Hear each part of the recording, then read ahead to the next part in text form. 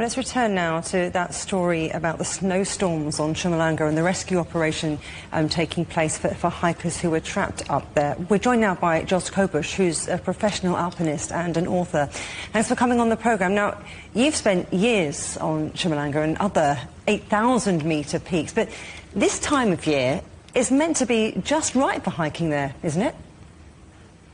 Absolutely. We are in the dry season, and these are the perfect months for hiking right now.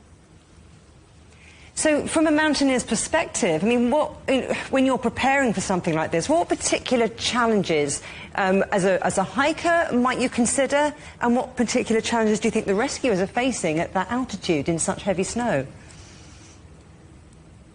Right now, with conditions like these, rescue will be very challenging. Usually rescue flights are done with helicopters that fly with visual. But in a storm, there will be no helicopter approach possible, so rescue will have to be done on foot.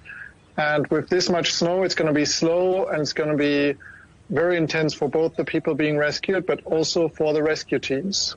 Well, you've said that normally this is dry season, so do you think that means that the hikers would not have necessarily had the right kit for these kind of conditions? I mean, what would they need? I don't think right now we are actually thinking about this and being equipped for these situations, which means they will not have the right kit. They will not be prepared, and that means shovels, which are very important for these kind of situations, will not be there. And look, several trekkers have described this storm as sudden and as violent. Have you noticed a marked change in the weather lately? I think that this is highly unusual, and also lately with climate change we have seen more weather extremes in the area. And we will probably face more extreme weather like this in the future as well.